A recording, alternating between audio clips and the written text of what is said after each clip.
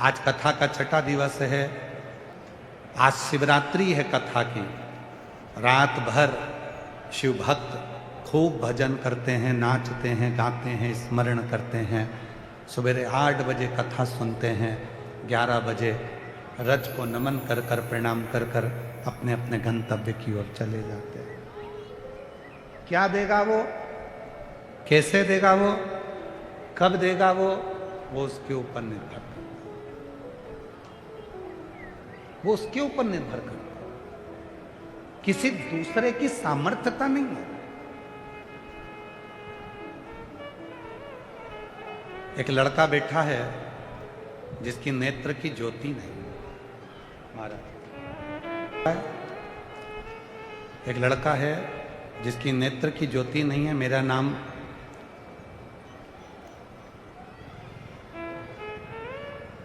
शिवजी शर्मा,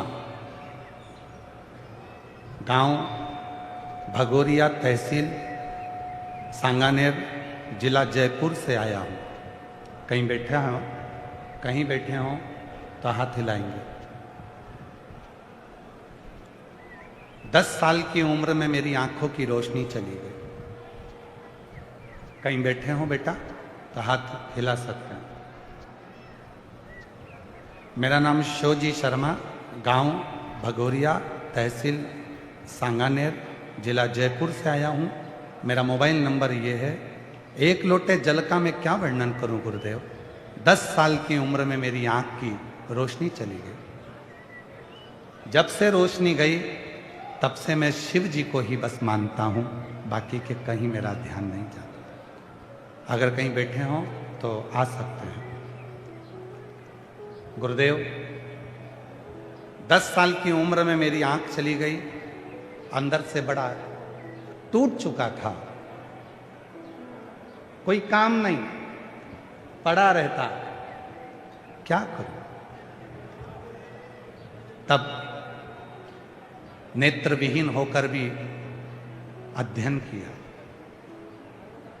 किसी ने कहा कि वो सियोर वाला बाबा कथा कहता है, अगर पंडाल में बैठकर कथा को सुना जाए, जो मांगो वो मिल जाता है।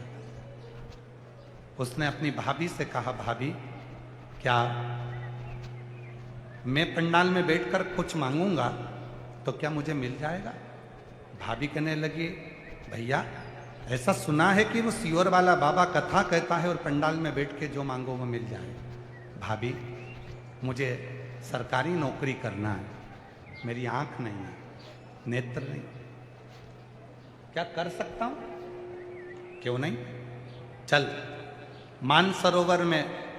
मानसरोवर के बीटी रोड जयपुर में 20 मार्च से 26 मार्च तक कथा चल रही है, चल अपन दोनों बैठ के कथा सुनेंगे। भाभी मुझको कथा में ले गई, पंडाल में बैठ गया, कथा सुनी और बाबा से केवल प्रार्थना करी, बाबा ऐसी कृपा कर कि मेरी सरकारी नौकरी लगे। एक एग्ज़ाम मैंने पहले दिया था रेलवे का, बाबा की ऐसी कृपा हुई गुरुदेव कि बाबा ने मेरी रेलवे में नौकरी लगा दी। मैं बाबा को यहाँ धन्यवाद देने के लिए, गुरुदेव भोले बाबा को मैं यहाँ प्रणाम करने के लिए आया। भीलवाड़ा की भूमि को कथा सुनने के लिए आया हूँ। मेरी भाभी के साथ 3 बार सीहोर भी आया, कंकर शंकर की पूजा भी कर कर गया और उसी कंकर शंकर और रुद्राक्ष ने आज मुझे अपनी मंजिल तक पहुंचा दिया। कहीं बैठे हों तो आ सकते बैठे, आ गए, दिख गए हैं क्या, ठीक है। शिव भीलवाड़ा राजस्थान की यह पवित्र पावन भूमि, जहाँ भगवान शिव की पवित्र पावन कथा श्रवण करने का सौभाग्य आप और हम सभी को प्राप्त हुआ है। सभी के चरणों को नमन करते हुए कथा के मुख्य आयोजक श्री संकट मोचन श्री हनुमान जी महाराज कथा मंडप में ही विराजमान, महामंडलेश्वर हंसराज महाराज श्री, महामंडलेश्वर स्वामी हितेश्वरानंद सरस्वती जी, पंचायती निरंजनी अखाड़े के अध्यक्ष महंत श्री रविंद्र पुरी जी। पुराण की कथा कहती है कि जब भी आप कोई तप करेंगे, साधना करेंगे, भजन करेंगे, कीर्तन करेंगे, मंत्र जाप करेंगे, नाम जाप करेंगे, स्मरण करेंगे, तो थोड़ी ना थोड़ी अड़चन बीच में आएगी, आती है। और उसमें घबराना नहीं है। उस अड़चन में अपन को घबराने का काम नहीं है। एक बड़ा सुंदर व्याख्यान वर्णन है। मान लो किसी काम के लिए आप बहुत दिनों से लगे हुए हो और वो कार्य पूर्ण नहीं हो रहा, बहुत दिनों से लगे हो, मेरा ये कार्य होना चाहिए, मेरा ये कार्य होना चाहिए, मेरा ये कार्य होना चाहिए, और नहीं हो रहा। तो शिव महापुराण का एक बड़ा सुंदर सा भाव कहा, बहुत सुंदर सा भाव वर्णन किया कि बेलपत्र का जो नीचे का जो भाग होता है, बेलपत्र के जो नीचे का जो भाग है, इस नीचे के भाग में थोड़ा सा गाय का घृत, देसी गाय का थोड़ा सा घी, घृत इस नीचे के भाग में लगा लेना चाहिए। ये उनके लिए भी है जो बहुत दिनों से कोई कार्य करना चाह रहे हैं पर हो नहीं रहा, बहुत दिनों से लगे हुए हैं, आज होगा, कल होगा, परसों होगा, कोई फाइल अदालत में अटकी हुई है, कोई प्रशासनिक कार्य अटका हुआ है, कोई कार्य अटक रहा है, उसके लिए बहुत जरूरी। नीचे की जो डंडी है उसमें घृत लगा लो, घी गाय का,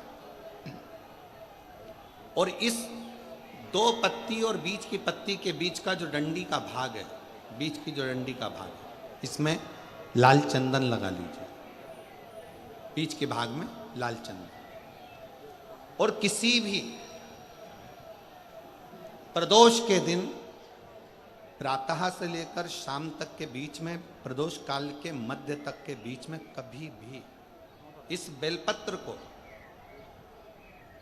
शंकर भगवान को, ये जो डंडी का मुख है, ये डंडी का मुख जलाधारी की ओर हो और इस बेलपत्र को शिवजी पर समर्पित कर दो। एक लोटा जल जो आप लेकर गए हो उसको 3 बार इसी बेलपत्र को चढ़ाने के बाद जो जल लेकर गए हो वो 3 बार अपनी कामना कर कर इस बेलपत्र पर समर्पित कर दो। इसी बेलपत्र को वापिस लेकर आ जाइए और अपने कोई भी स्थान पर, पूजन वाला आदि कोई भी स्थान हो, वहाँ उसको रखिए। 3 महीना तो जाने दो, अगर बाबा ने चाहा तो 15 दिन भी नहीं लगने देगा और कार्य की सफलता जरूर, कार्य की सफलता जरूर। बहेड़िया भीलवाड़ा राजस्थान से, इनके लिए भी एक बार जोरदार ताली बजाकर उनका भी स्वागत। ये पवित्र कथा शिव की कृपा से, उनकी उदारता से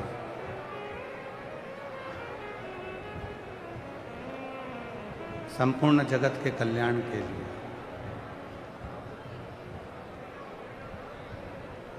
संपूर्ण विश्व में ये कथा एक विश्वास देती है।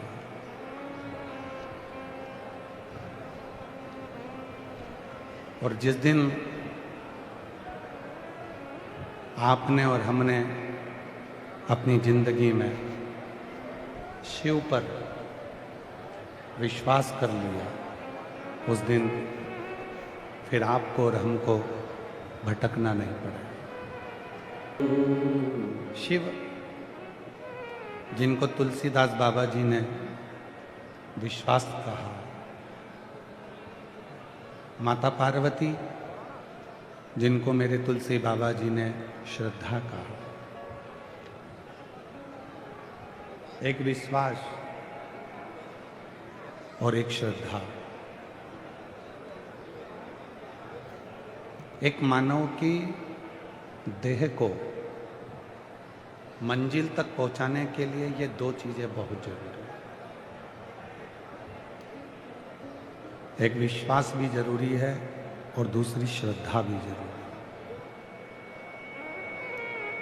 है। पर शिव पुराण में लिखा है कि विश्वास भी करें तो किस पे करें।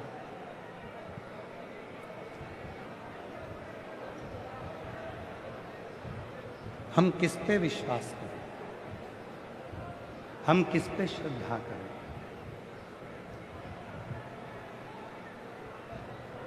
हम विश्वास करें तो किस पे करें और हम श्रद्धा रखें तो किस पे रखें। हर किसी पर इस कलिकाल में हम विश्वास भी नहीं कर सकते। अंदर का प्रेशर नहीं है।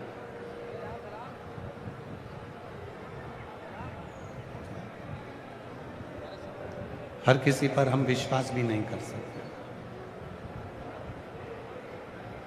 इसलिए शिव महापुराण की कथा कहती है कि विश्वास करना है तो केवल देव अधिदेव महादेव पर, अपने पिता पर और अपने आप पर इतना भरोसा रखो कि जिंदगी की कोई भी अड़चन आ जाए उसको समाप्त करने की जवाबदारी तुम्हारी भी है, शिव की भी है और घर के पिता की भी है। कि गुरुजी धन संपदा पैसा आज के जमाने में हर आदमी को बिगाड़ देता है, पर सही मायने में कहें पैसा आदमी को नहीं बिगाड़ता, आदमी पैसे को बिगाड़ देता है।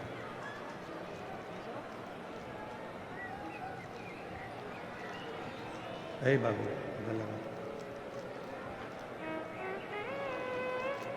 लोग कहते हैं कि धन आया, संपदा आई, पैसा आया तो इस पैसे ने आदमी को बिगाड़ दिया, पैसे ने आदमी को बिगाड़ दिया। पर शिव महापुराण की कथा कहती है कि पैसा आदमी को नहीं बिगाड़ता, बल्कि आदमी पैसे को बिगाड़ देता है। उस पैसे को कहाँ लेकर जाना है, कब लेकर जाना है, किस जगह पर लेकर जाना है और आदमी उस पैसे को कहाँ लेकर जा रहा है। इस बुद्धि को, धन को, इस विवेक को, इस सोच को, इस बुद्धि को, व्यक्ति को कहाँ लेकर जाना है और वो कहाँ लेकर जाता है।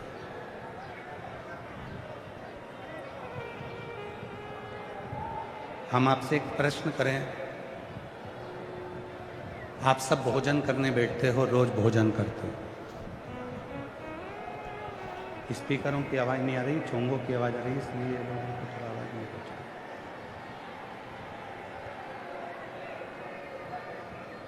आप सभी लोग भोजन करते हो, भोजन ग्रहण करते हो, भोजन किया, आचार अच्छा है, आपने भोजन किया, रायता अच्छा बना है, आपने भोजन किया, और उस भोजन की थाली में दाल अच्छी है, सब्जी अच्छी है, मान लो एक सब्जी उसमें नमक नहीं है, सारी सब्जी अच्छी बनी है, सब तरह की जो सब्जियां हैं वो सब अच्छी बनी है, पर एक सब्जी ऐसी है जिसमें नमक नहीं है। और जिस सब्जी में नमक नहीं है, पूरी थाली के भोजन में आपका ध्यान उसी सब्जी पर बार बार जाएगा। इसमें नमक नहीं है, इसमें नमक नहीं है, इसमें नमक नहीं।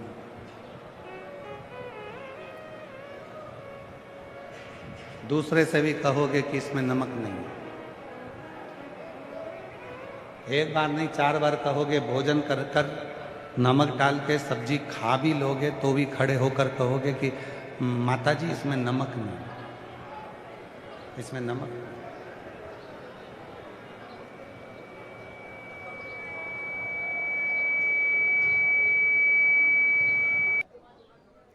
बार बार ध्यान जा रहा है कि इसमें नमक नहीं। उसी तरह हमारा संपूर्ण जीवन, हम प्रयास करते हैं, आवाज नहीं आ रही अंदर, हम प्रयास करते हैं कि हमारा संपूर्ण जीवन में हम कुछ अच्छा देखें।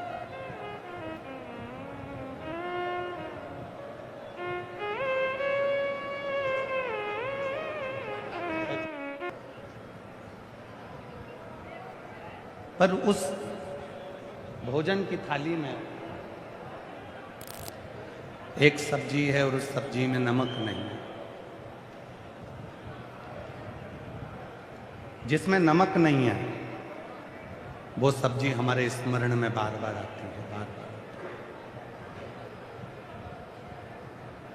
वो सब्जी हमारे ख्याल में बार बार आ रही है कि इसमें नमक नहीं है, इसमें नमक नहीं, इसमें नमक नहीं। उसी तरह शिव पुराण कहती है मानव का जीवन भी ऐसा ही है।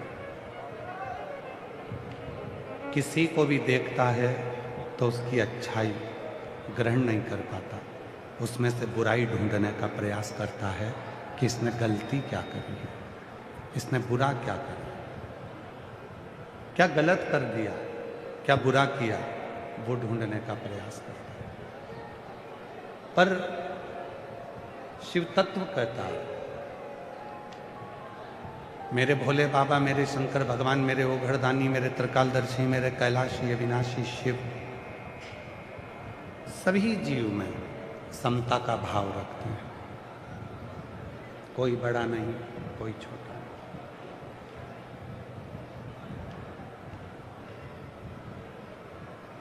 तेरे लाखों दीवाने बड़े से बड़े, तेरे चरणों में कंकर माटी से पड़े।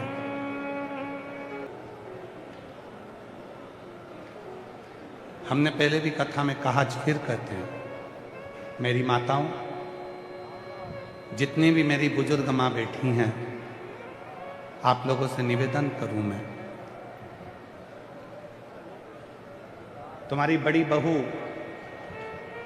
कितनी भी अच्छी हो, फिर भी छोटी बहू की बुराई मत करना, और तुम्हारी छोटी बहू कितनी भी अच्छी हो तो भी बड़ी बहू की बुराई मत करना,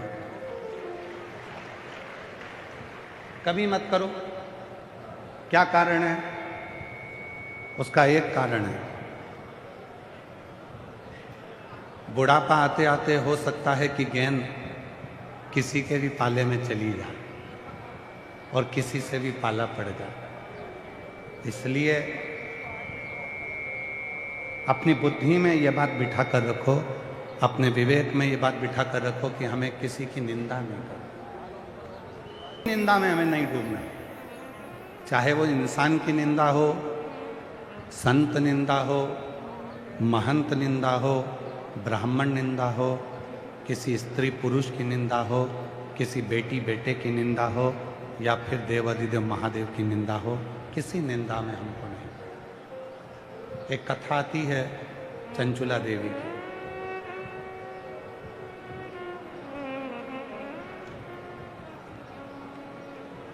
तुमरुका जी ने जब शिव महापुराण की कथा पूरी की पूरी सुना दी और शिव महापुराण की कथा जब पूर्ण विराम की ओर जाने लगी, कथा विराम की ओर गई, तब तुमरुका जी ने भगवान देवाधिदेव महादेव से एक प्रश्न किया, बाबा आज मैं वक्ता हूं, आप श्रोता हो, आप कथा के श्रोता हो, ईसर गोरा बनकर आप कथा को श्रवण कर रहे हो, जजमान बनकर आप कथा को सुन रहे हो।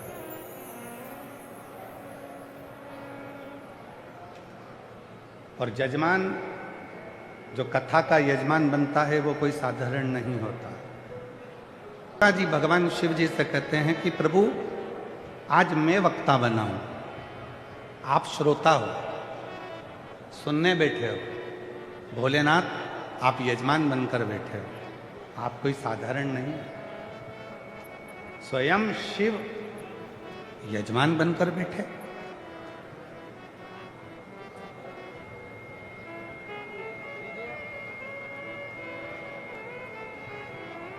अच्छा एक बात बताइए,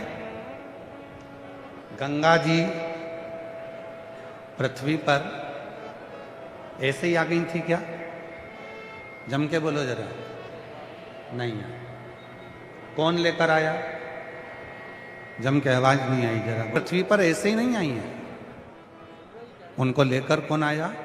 भागीरथ जी। गंगा को लाने के लिए भागीरथ की जरूरत पड़ती है, और शिव महापुराण को लाने के लिए शंकर के किसी भक्त की जरूरत पड़ती है, तब जाकर ये शिव पुराण आता है। थोड़ी बड़ा आवाज।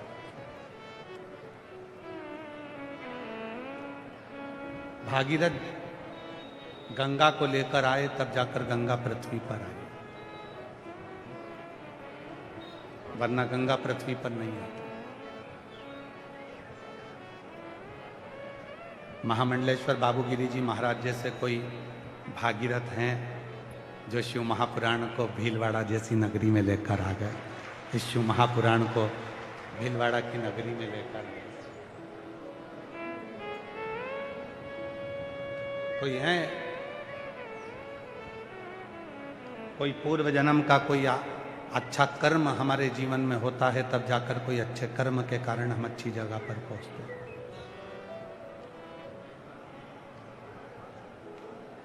यहाँ जयपुर से आत्री जी और उनके साथी लोग आए हुए हैं। कहाँ बैठे हैं? ये आत्री जी।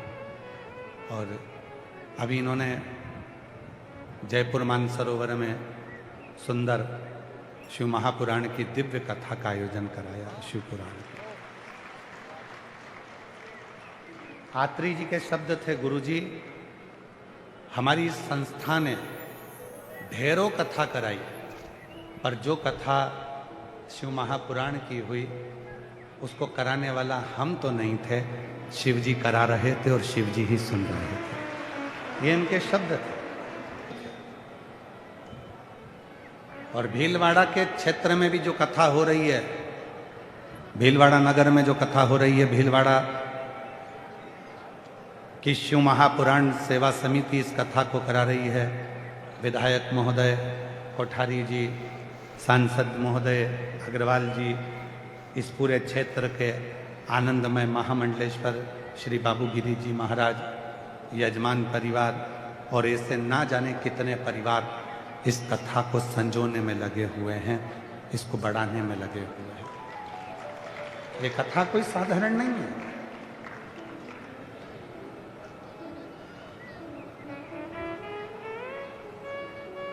42 डिग्री टेम्परेचर से ऊपर टेम्परेचर है आज, और भक्तों का सैलाब ऐसा है कि छाता लगा लगा कर, अपनी साड़ी का पल्लू कर कर कर, अपने बच्चों को साथ में रहकर, दरी लगाकर, चादर लगाकर, पन्नी लगा लगा कर लोग कथा का तत्व ग्रहण कर।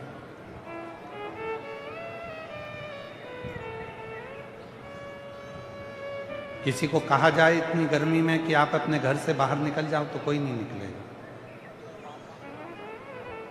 केवल एक शिव के लिए, शंकर भगवान की परम कथा के लिए लोग अपना एसी का रूम और डनलप का गद्दा, कूलर, पंखा छोड़कर पसीने में नहा रहे हैं, धूप में बैठकर छाता लगाकर कथा का तत्व ग्रहण कर रहे हैं। तुमको क्या लगता है कि तुम कथा सुनने के लिए आए हो?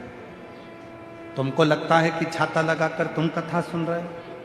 तुमको लगता है कि कपड़ा सिर पे डालकर तुम कथा सुन रहे हो?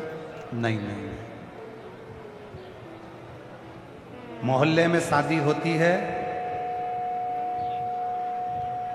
कई बार पत्रिका सगे भाई को नहीं दी जाती है, और पूरे मोहल्ले में जिससे अच्छी पहचान होती है शादी की पत्रिका उसी को दी जाती है।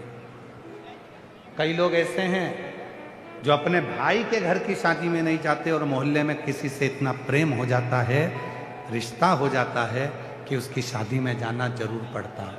उसी तरह यदि आप सिर पर कपड़ा डालकर, छाता लगाकर, धूप में बैठकर, गर्मी में भी शिव पुराण की कथा सुन रहे हो, तो समझ लेना कि आपका शंकर जी का कोई पुराना रिश्ता बड़ा प्रबल रहा होगा जो आप यहां पहुंचे। और वो रिश्ता साधारण नहीं है। क्या देकर भेजेगा मेरा बाबा? तत्व किसको कहते हैं? एक विश्वास किसको कहते हैं? आप किस पर भरोसा कर रहे हो? आप किस पर विश्वास कर रहे हो? बहुत दूर दूर से आई हो मेरी जीजियों, मेरे जीजाओं, मेरी बेटियों बेटाओं, मेरे बुजुर्ग माता पिता, आप बहुत दूर दूर से आए। हम जानते हैं कि एक विश्वास लेकर आप शिव महापुराण की कथा में पहुंचे हो।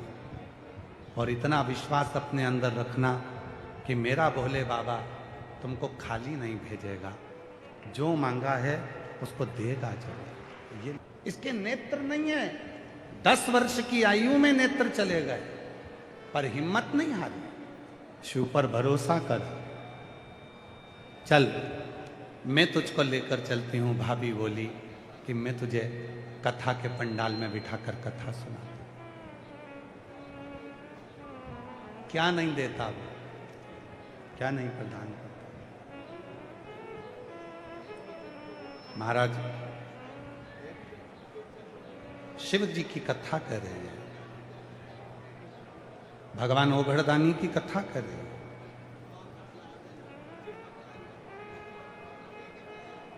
तुमरुका जी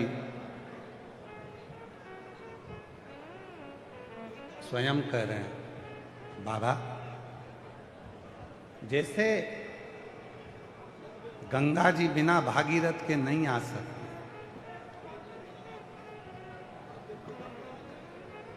जैसे गंगा जी बिना भागीरथ के नहीं आ सकती,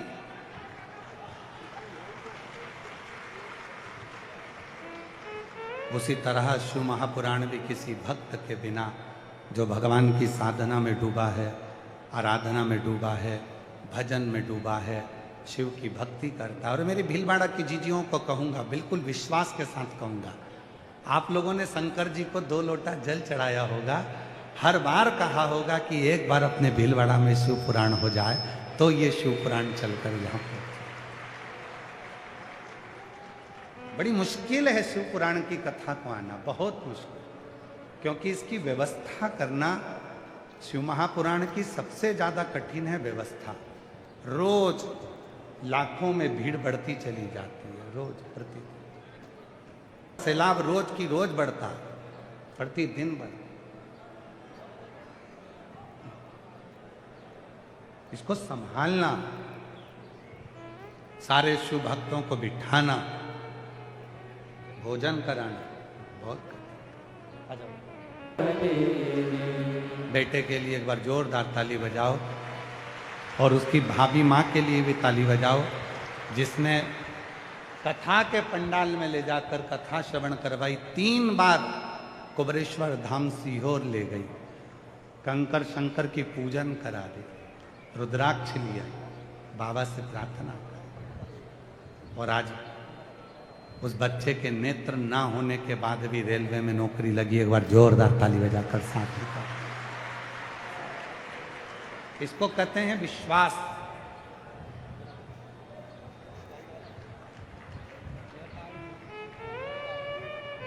इसको कहते हैं भरोसा,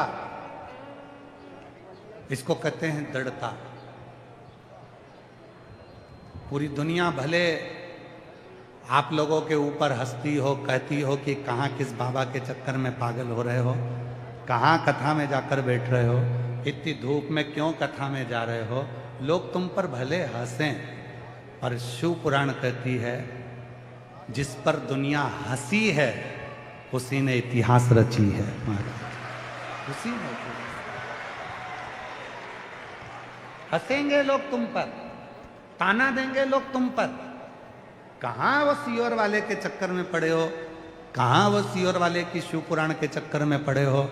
घर में रहो, क्यों जाते हो, धूप हो रही है, गर्मी पड़ रही है, क्यों धक्के खा रहे हो, अंदर जाने की परमिशन नहीं मिलती, ये हो गया वो हो गया।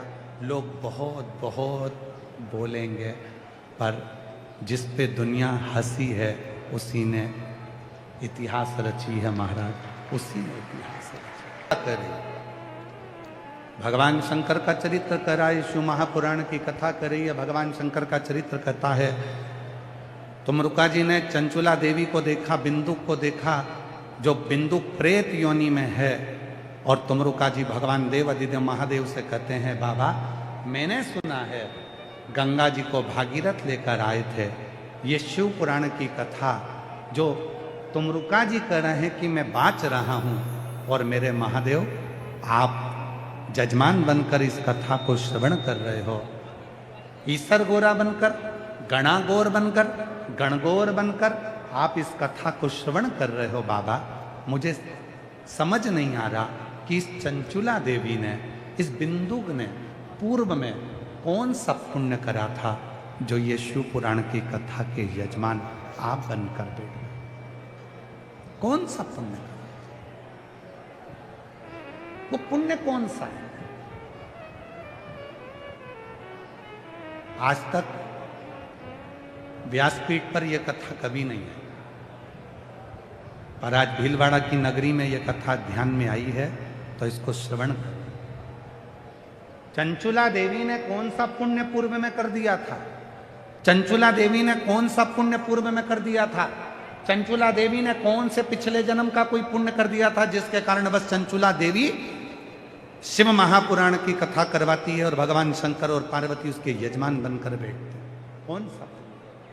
नाथ मुस्कुराए और भगवान शिव हंसकर कहे, तुमरुका जी चंचुला देवी का यह कोई आज का पुण्य नहीं है।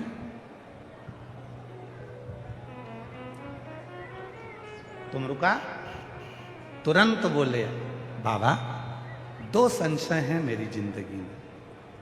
मैंने शिव महापुराण की कथा बाची, चंचुला देवी ने श्रवण करी, बिंदु प्रेत योनि से मुक्त हुआ, आप जजमान बनकर बैठे। मेरे दो संशय। एक संशय तो यह है कि चंचुला देवी के इससे कौन सा पुण्य था जो चंचुला देवी ने शिव महापुराण की कथा करवाई और अपने पति को प्रेत योनि से मुक्त करा। और दूसरा प्रश्न यह है कि बिंदुक ने ऐसा कौन सा पाप कर दिया था जो बिंदुक मरने के बाद प्रेत योनि में पड़ गया। पत्नी पुण्य कर रही है और पति प्रेत योनि में है। ये समझ में नहीं आया, ये कुछ समझ में नहीं आया। आखिर ऐसा कौन सा पुण्य चंचुला के जीवन में था जो चंचुला शिव महापुराण की कथा करवाती है और शंकर पार्वती यजमान बनकर बैठते।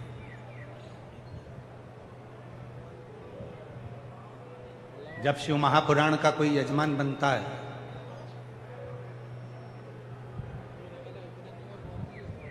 जैसे यहां पर भी यजमान बनाकर बिठाए गए हैं परिवार को बनकर, राम प्रकाश मणि जी, शिव महापुराण में जो यजमान बनकर बैठता है उसको भी विचार करना चाहिए। अपनी बुद्धि में एक बात लेकर आना चाहिए कि हमने कौन सा पुण्य करा होगा अपनी जिंदगी में, कौन सा अच्छा काम करा होगा। 71 पीढ़ी में ना जाने कौन सा पुण्य ऐसा हो गया होगा जो भोलेनाथ ने हमको यजमान बनाकर बिठा दिया। कौन सा पुण्य? जब सीहोर कुबरेश्वर धाम पर गुरु पूर्णिमा की कथा होती है, दो कथा होती है सीहोर कुबरेश्वर धाम पर। एक होती है गुरु पूर्णिमा महोत्सव, उसमें भी शिव पुराण की कथा होती है, और एक होती है रुद्राक्ष महोत्सव, उसमें भी शिव पुराण की कथा होती है। जब बहुत दूर दूर के पूरे भारत की भूमि के, देश के, विदेश के भक्त कुबरेश्वर धाम पर जब यजमान बनते हैं तो हम उनसे मिलते हैं, तब हम उनसे एक ही बात कहते हैं कि तुम्हारे 71 पीढ़ी का कोई पुण्य तुम्हारे दादा परदादा और तुम्हारा रहा होगा जो बाबा ने तुमको कुबरेश्वर धाम में यजमान पद ग्रहण करवा दिया। इतना तुम्हारा शिव से संबंध रहा होगा जो ये पुण्य तुम्हारे सम्मुख में, ये पुण्य तुम्हारे सम्मुख। आज वही तो तुमरुका जी भी कर रहे हैं। तुमरुका जी भी तो भगवान शिव जी से कह रहे हैं कि मेरा संशय मिटा दो। कथा तो मैंने सुना दी, कथा सुन भी ली, चंचुला देवी ने श्रवण भी कर ली, बिंदु प्रेत योनि से भी मुक्त हो गया, सब कुछ हो गया, कथा विराम भी होने वाली है। पर मेरा संशय मिटा दो कि चंचुला देवी का कौन सा पुण्य था और बिंदुक का कौन सा पाप था, वो मुझे श्रवण करना है। देव अधिदेव महादेव ने मुस्कुराकर उत्तर दिया। शिव महापुराण की कथा कहती है, जब भी जिंदगी में अगर कोई प्रश्न तुम्हारे सामने आए और उसका उत्तर जब भी दो तो मुस्कुरा कर दो, जिससे आपकी जिंदगी में कभी भी कोई चिंता व्यापे ना। दुनिया के लोगों की इतनी विचित्र आदत हो गई है, पत्नी प्रश्न करती है और पति चिड़चिड़ कर कर उत्तर देता है। पत्नी ने प्रश्न करा और पति ने चिढ़कर उत्तर दिया। पत्नी ने केवल इतना पूछा, क्यों तुम तो रोज 7 बजे जाते, आज तो 9 बजे आ रहे। तो इतने में पति चिढ़कर उत्तर देता है, तो मैं क्या कहीं चले गया था? फालतू की बात मत करा कर मेरे से, रोटी ला जा। चिढ़कर क्यों उत्तर देना? शिव महापुराण की कथा कहती है, पति अगर प्रश्न करे तो पत्नी को मुस्कुराकर उत्तर देना चाहिए, पत्नी प्रश्न करे तो पति को मुस्कुराकर उत्तर देना चाहिए, और घर के बच्चे प्रश्न करें तो माँ बाप को मुस्कुराकर उत्तर देना चाहिए। और माँ बाप अगर प्रश्न करें तो नवयुवक बेटों से निवेदन है और नवयुवक बेटियों से निवेदन है, जब घर के माता पिता प्रश्न करें तो मेरे नवयुवक बेटा बेटियों मुस्कुराकर उत्तर दिया करो तुम्हारे अपने पापा मम्मी से। आपके चेहरे पर प्रसन्नता होना चाहिए उत्तर देते समय।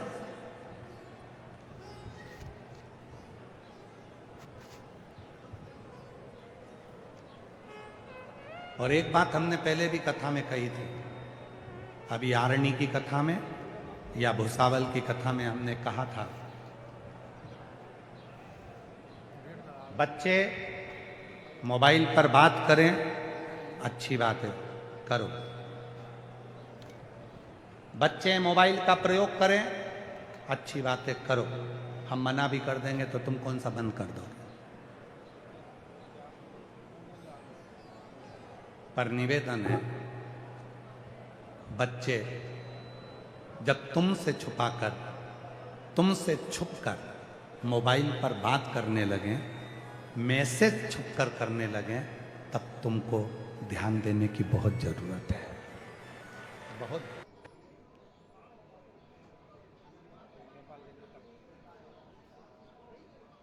आज सबसे ज्यादा जवाबदारी बढ़ गई है, घर के बुजुर्गों की नहीं, घर के बड़ों की नहीं, आज सबसे ज्यादा जवाबदारी बढ़ गई है घर की बेटियों की।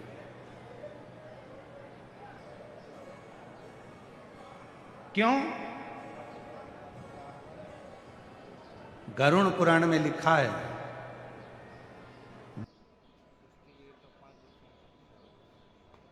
पिंड देता है माँ बाप का, तब माँ बाप स्वर्ग जाते हैं।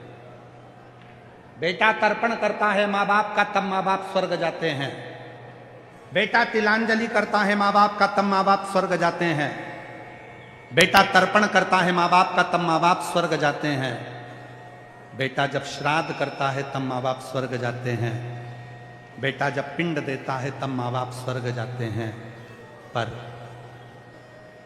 माँ बाप मरेंगे तब बेटा पिंड करेगा, माँ बाप मरेंगे तब बेटा तिलांजलि देगा, माँ बाप मरेंगे तब बेटा श्राद्ध करेगा। पर उससे बड़ी जवाबदारी होती है घर की बेटी की, क्योंकि बेटी माँ बाप को मरने के बाद नहीं तारती।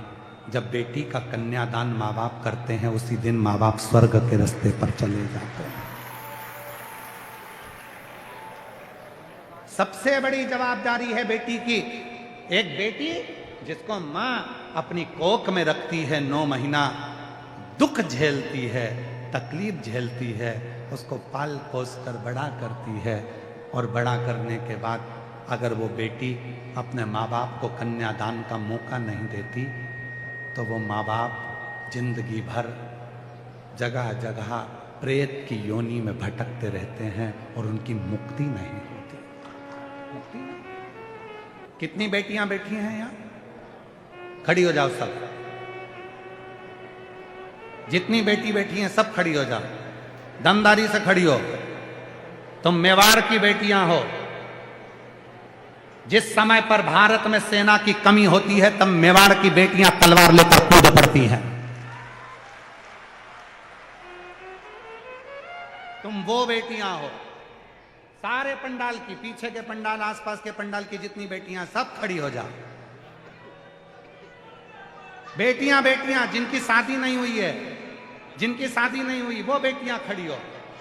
और आज संकल्प करो, हम शिव पुराण की कथा में ये संकल्प लेते हैं कि हम अपने माँ बाप को कन्यादान का मौका जरूर देंगे, चाहे कुछ भी हो।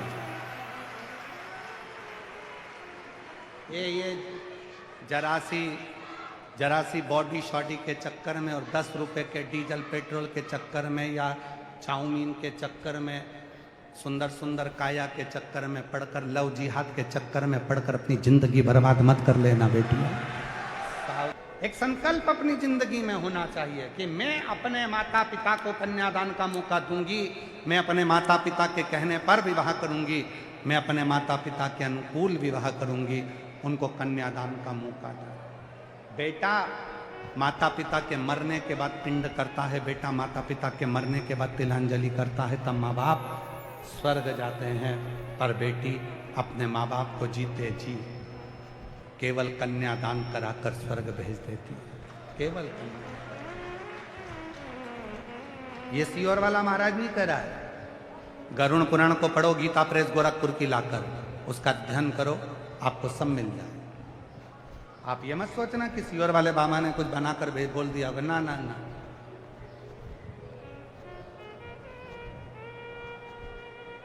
आप अध्ययन करिए, गीता प्रेस गोरखपुर की गरुण पुराण लाइए, पढ़ो, अध्ययन करो और फिर स्मरण कर।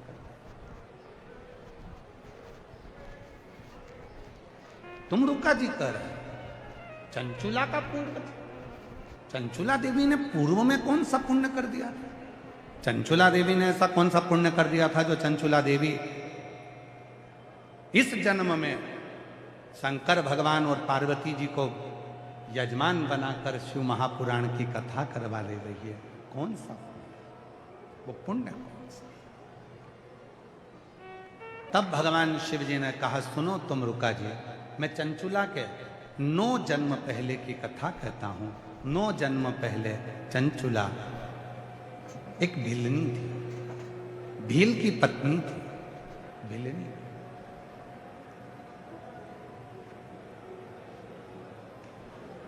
बड़ा सावधानी से सुनना, यह कथा व्यासपीठ पर पहली बार प्रथम में स्मरण में आती नहीं थी, भूल जाते थे, ध्यान नहीं रहता था स्मरण में। भिलनी थी।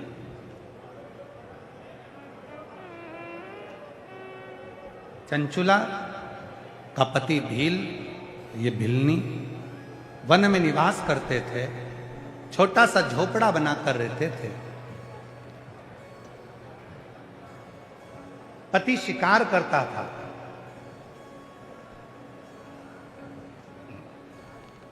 और पत्नी जंगल में कोई भी संत निकलता, उस संत से शिव चर्चा करते।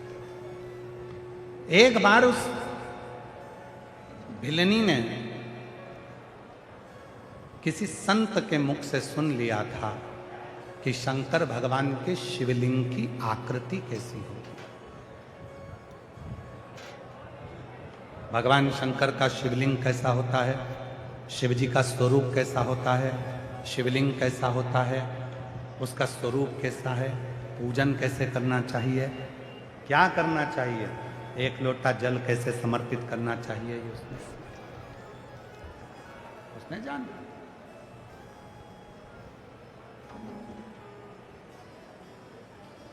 भिलनी के चित्त वृत्ति में बैठ गई है, और भिलनी के मन में यह बात आ गई, भिलनी को लगने लगा कि ऐसा मेरे को पाषाण तो कहीं नहीं मिलता, पर भिलनी की चित्त में आई। और आज जो उसने सुना, घर पर आई, घर पर आकर देखा तो एक पति ने एक लकड़ी का खूंटा आंगन में गाड़ रखा था, लकड़ी का खूंटा जिसपे वो शिकार करने जाता था, और कोई जीवित अगर कोई पशु मिल जाता था तो उसको लाकर बांध देता। और अब भिलनी की चित्तवृत्ति में तो शिवलिंग ही शिवलिंग था। भिलनी की चित्तवृत्ति में तो शंकर का शिवलिंग ही शिवलिंग ध्यान में आ रहा था। आप में से कई माताएं ऐसी बैठी हैं, कई जीजा ऐसे बैठे हैं, कई जीजियां ऐसी बैठी हैं, कई बेटियां ऐसी बैठी हैं, कई बेटा ऐसे बैठे हैं, कई बुजुर्ग माँ बाप ऐसे बैठे हैं जिनको अगर एक दिन भी कथा नहीं सुनती टीवी पर या मोबाइल पर तो बेचैनी होने लगती है। आज कथा नहीं सुन पाई, आज कथा में ऐसा लग रहा है खाली खाली खाली खाली, मन नहीं लग रहा, चित्त नहीं लग रहा। कई बार कई मेरी जीजियां बैठी हैं जिनका मन ही नहीं लगता अगर कथा नहीं सुने तो। जब तक वो शिव पुराण की कथा थोड़ी देर के नहीं सुन लेती मोबाइल पर, फोन पर या टीवी पर, कहीं पर भी किसी भी रूप में, तब तक उसका मन नहीं लगता। भले एक रील देख लूं पर शिव पुराण की एक छोटी सी रील देखूं पर देख लूं, उसका चित्त लग जाए, मन लग जाए, उसका हृदय लग जाए, मन लग जाए। अब भिलनी के ध्यान में शिव जी कह रहे हैं तुम रुका जी, उस भिलनी के ध्यान में वो शिवलिंग की आकृति उसकी चित्त में, उसकी मन में आ गई। भिलनी के मन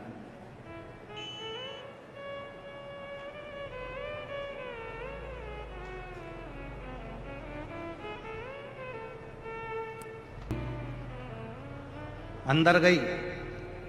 जो उसने खूंटे को देखा जिस पे पति शिकार करने जाता था और कोई पशु जीवित मिल जाता था तो उसको लाकर बांध देता था और दूसरे दिन उसको मार डालता था, उस खूंटे को भिलनी ने देखा। जैसे ही आई और उस खूंटे में उसने देखा कि कितना सुंदर शिवलिंग है। अब उसको खूंटे में भी शंकर का शिवलिंग नजर आ रहा। अंदर गई, लोटा भर के जल लाई, खूंटे पे चढ़ा दिया। रोज एक नियम उसका चालू हो गया।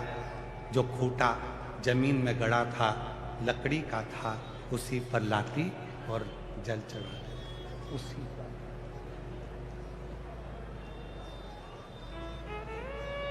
अब ये कथा तो आप लोगों ने शिव पुराण में सुन रहे हो, ऐसी कैसी एक कथा महाभारत में।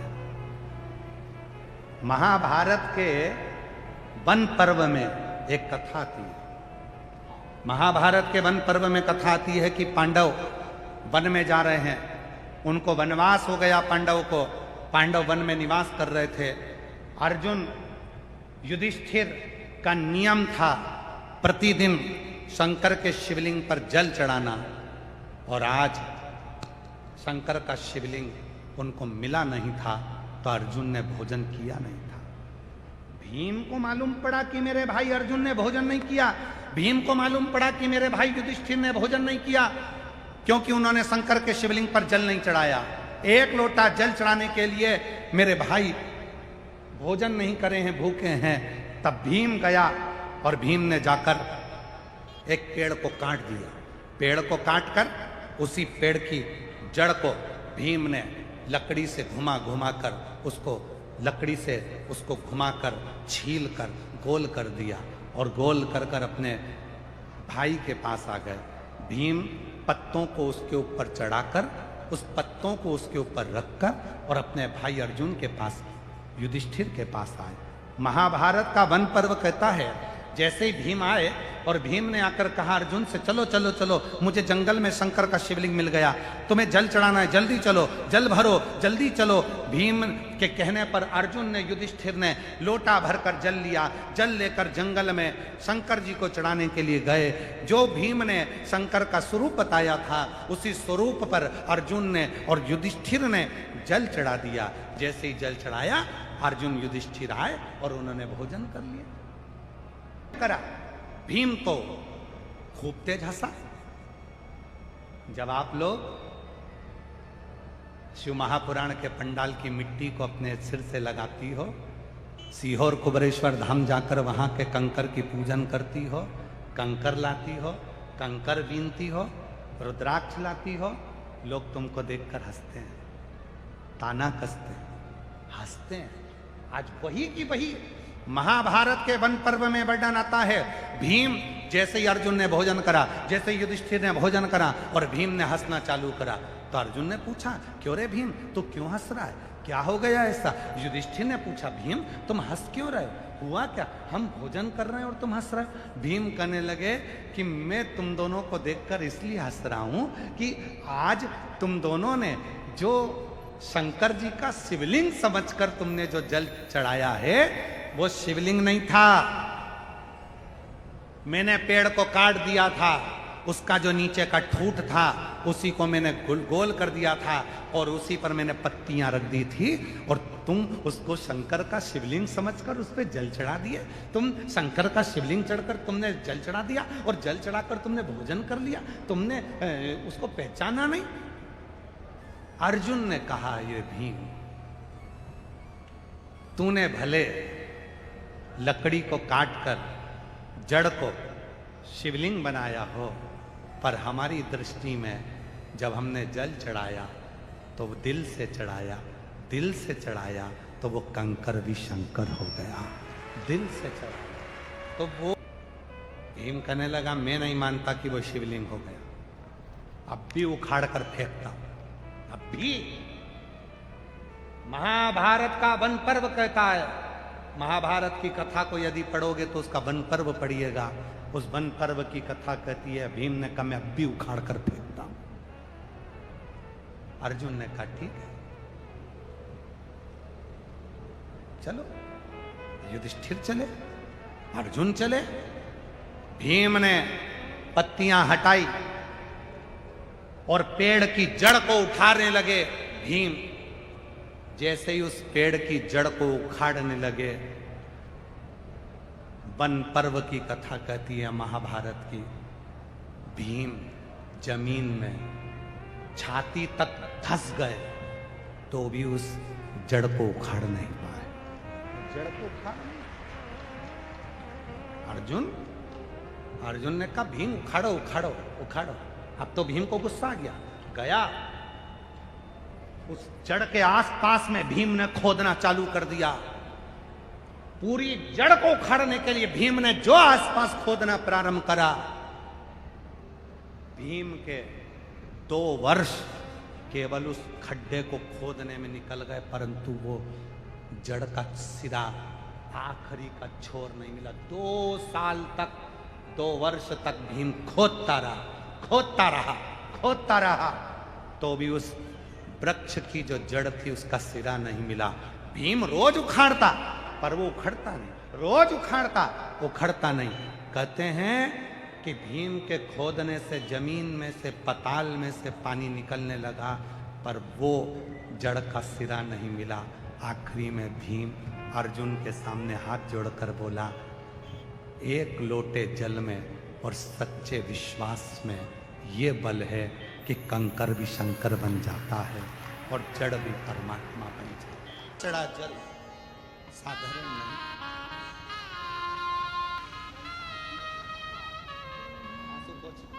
आंसू पोछो, अच्छे खुश होकर जा तो ठीक हो गया क्या?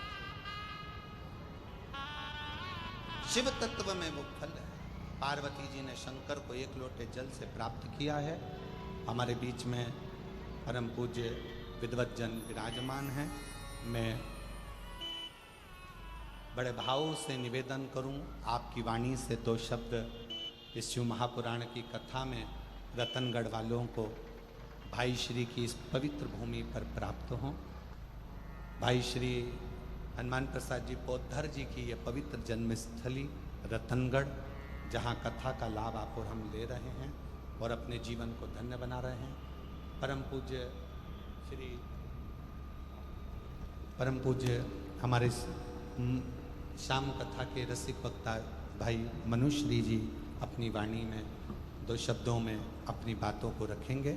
उसके बाद में परम पूज्य श्री कौशिक जी महाराज जी वृंदावन से फिर अपनी वाणी को रखेंगे। श्री शिवाय नमस्ते। दोनों हाथ उठाकर एक बार प्रेम से हार हार। बहुत धन्यवाद श्री शिवाय भाई श्री मनुश्री जी का, जिन्होंने अपनी वाणी से बड़े सुंदर संबोधन को व्यक्त किया। मैं हमारे बीच में विराजमान संत शिरोमणि वृंदावन के परम रसिक संत, जिनकी पवित्र गौशाला में हजारों लाखों गौ माता की सेवा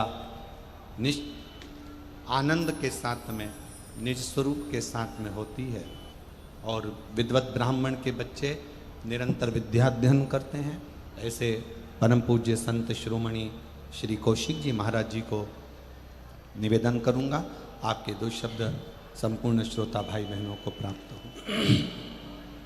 बड़े भाव आनंद से आप पधारे, आपकी मंगलमय वाणी यहाँ श्रवण करने का सौभाग्य मिला।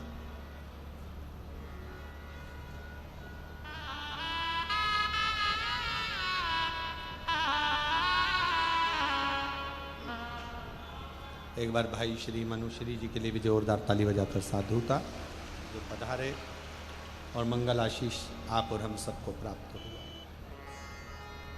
पार्वती मैया एक पार्थिव लिंग का निर्माण कर जल समर्पित करते। कितना कितना अर्चन माता पार्वती जी के जीवन में, कितना कितना अर्चन। माता पार्वती मैया जब जब जल भरने के लिए जलाशय में जाती हैं और शिव जी को जल चढ़ाने के लिए लेकर आती हैं, तो बीच में मगर उनको रोक लेते हैं।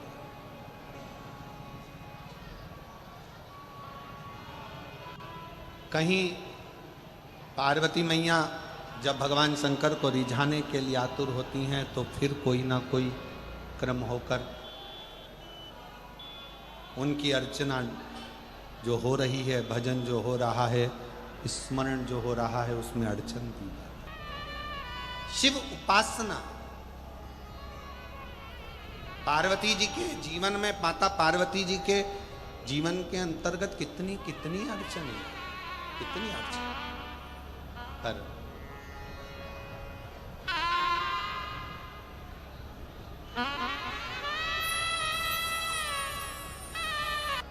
शरीर इसका गल चुका है, बेकार हो चुकी है, ये है नहीं, इसको निकाल दो। 6 महीना 20 दिन की इस बच्चे को जन्म दिया, डॉक्टर ने हाथ ऊंचे कर दिए, पर इस माँ को भी साधुवाद दूंगा जिसने मंदिर में भेज भेज कर 1 लोटा जल चढ़वाकर उसका पानी इस बच्चे को लगाती रही, और आज 25 साल के बाद माँ की गोद में बच्चा। कई लोग ऐसे हैं जो 2 साल 3 साल में हार जाते हैं कि हमारे घर बच्चा नहीं होगा। एक बार अगर मौका मिले तो शिव महापुराण की कथा के पंडाल में बैठकर जब आरती हो, कर्पूर गौरम पूर्ण हो जाए, जब यहाँ से जाओ, उस भूमि को नमन कर कर उसकी रज को अपने गर्भ पर अपने हृदय से लगाकर विनती कर कर तो देखो, 25 साल क्या, हमने तो अपने व्यासपीठ पर देखा है 40-40 साल बाद भी बाबा ने संतान दी है। कल कथा का 6ठा दिन मतलब शिवरात्रि का दिन रहेगा। आप और हम जितने शिव भक्त कल कथा में आए, बड़े प्रेम से कथा सुने। कल रात्रि को भी यहाँ पर कीर्तन भजन जो माताएं रहती हैं खूब करती हैं। परसों के दिन सुबह 8 बजे से 11 बजे तक कथा हो जाएगी। जो लोग 7 दिन की कथा नहीं सुन पाए हैं, वो कल और परसों की कथा का इतना लाभ ले लो कि मेरा बाबा तुम्हारी झोली खुशियों से भर। इसके बाद में सिंहेश्वर में 21 तारीख से शिव महापुराण की कथा प्रारंभ होगी, जिसका समय सिंहेश्वर बिहार 2 बजे से 5 बजे तक कथा का समय रहेगा सिंहेश्वर बिहार का। और 1 मई से 7 मई तक जयपुर राजस्थान विद्याधर नगर स्टेडियम जयपुर में दोपहर में 1 बजे से 4 बजे तक कथा होगी, जिसका लाभ आप और हम लेंगे। आयोजक रहेंगे वहाँ राजन शर्मा जी, अनिल संत जी। एक बार बहुत बहुत साधुवाद के साथ में भगवान शंकर जी गणेश जी को लेकर पधार रहे हैं।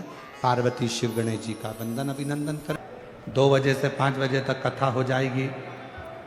कल कथा का 7वां दिवस हो जाएगा। सुबह 8 बजे से 11 बजे तक कथा हो जाएगी। टीवी पर वही 2 बजे से 5 बजे तक आ जाएगी। पंडाल में